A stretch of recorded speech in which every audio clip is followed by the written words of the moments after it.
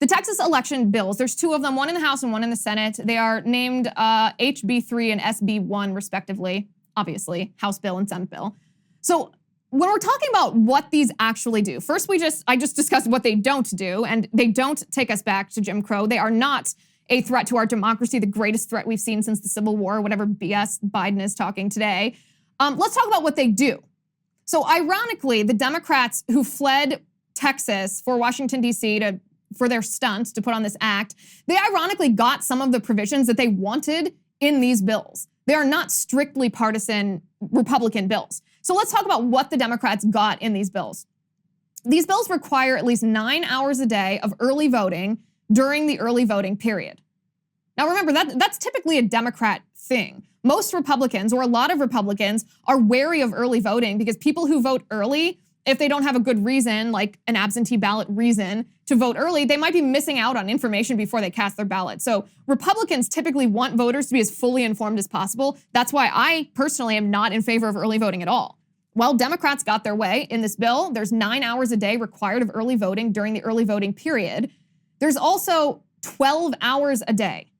12 hours a day during the last week of early voting in large counties. So these are provisions Democrats got. There's also a provision that requires election officials to notify the voter if their absentee ballot is either missing a signature or if the envelope signature to return the ballot doesn't match the ballot. In addition to that, the notification to the voter gets an opportunity to fix their ballot so that their vote is not discarded, so that it can be valid, so that it's counted. This is called curing ballots. Democrats wanted that. It's in these bills that they fled because they didn't want to vote on. There's also a provision that prevents a person from being convicted of a crime for voting provisionally while ineligible. Democrats wanted that, they got that. And there was a provision that was removed that would have made it easier to overturn an election if there had been fraud detected in the election. All of those things, Democrats wanted, Democrats got. But Democrats ran away from home. They won't vote on it. So what's actually in these bills, and the purpose of these bills, by the way, these are good faith bills. They're intended to secure elections so that the most people possible can cast votes in a way that is cognizant of the integrity of every person's vote. Because remember, every time a fraudulent vote occurs, that disenfranchises a legal voter. So the Democrats claim to care about voting disenfranchisement. Well, you would think then that they would care about voter fraud, which disenfranchises voters. They don't. So what is in these bills? These bills would eliminate drive-through and 24-hour voting. Remember, when Democrats talk about this, these were COVID provisions in the first place. These were not things that pre-existed in Texas for a long time. These were pandemic-related voting provisions, emergency provisions that Democrats now want to keep all the time forever. These bills also empower poll watchers. So under the current laws in Texas, poll watchers are, quote, entitled to sit or stand conveniently near the election workers in the polling places. But HB3 and SB1 would give watchers what's called free movement, and it would also make it a criminal offense for the obstruction of the view of a poll watcher, or to put the poll watcher at such a distance that they could not make an observation that is, quote, reasonably effective. What is unreasonable about that? That's what I would love to hear, by the way, is Democrats going through each and every provision of these bills and telling me what's unreasonable, what's suppression, what's disenfranchisement, or what's racism. Because that's just reasonable. If you're a poll watcher, your purpose is to watch the poll. So obviously you can't be sat so far away that you can't watch the polls. Unless, of course, you're Democrats, that's what they want to happen. So the bills would also make it more difficult for election workers to remove the poll watchers if the poll watchers violate election law. This provision would require that the watcher be, quote, previously warned that the watcher's conduct violated the law before removal happens. That's also reasonable. This bill also includes voter ID requirements for vote by mail. This should be an absolutely no-brainer. Absolute no-brainer that voters must provide their driver's license number or the last 4 digits of their social security number on their application for an absentee ballot to ensure that someone else doesn't steal your vote. Not controversial. Then the information on the envelope to return the ballot, the absentee ballot, must match the information on the application. Again, to make sure that no one steals your vote. These bills also prohibit local election officials from sending unsolicited mail-in ballot applications. We know this happened in Texas. I believe 2 million unsolicited mail-in ballots applications were sent out in the 2020 presidential election.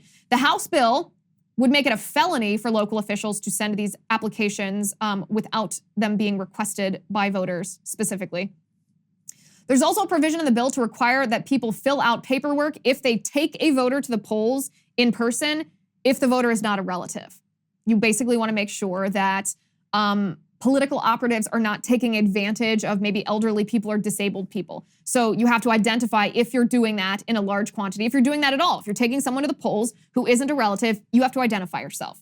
Again, to prevent fraud. The only reason that you would oppose such a provision is if you're okay with fraud. Are Democrats okay with fraud?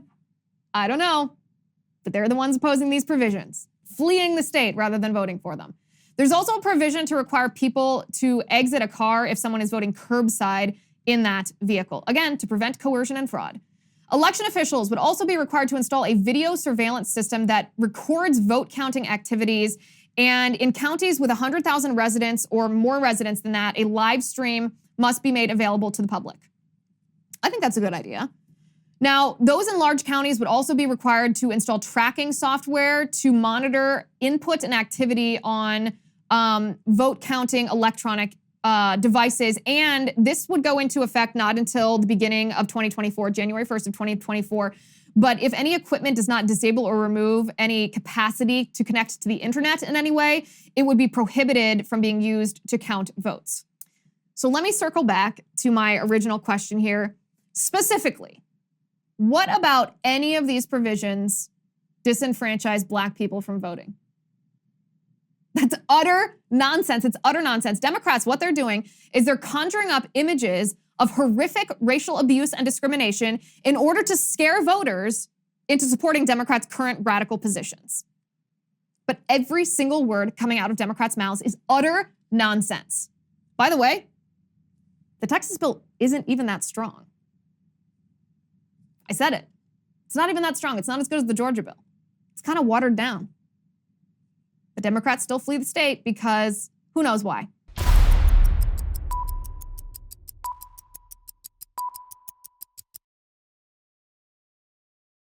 Hi. Before you go, let me talk to you about something. As you know, I've been censored on Facebook and YouTube, so I partnered with Locals to create a censorship-free community. I also just launched my show, and I have a lot of exciting new things coming up that I want to make sure I can share with you and get your input on. I'm going to be sharing behind-the-scenes looks of my set and my show prep, and I get a lot of questions about my hair and makeup routines, my research process, and so much more. So I'll give you sneak peeks of all of that. I'll also be doing exclusive segments of my show just for Locals VIPs. All of my interviews will be shared on Locals for VIPs to watch as well. I'll be taking questions directly from VIPs for the video mailbag in my show, and you'll get the episodes free from ads. Who doesn't love that?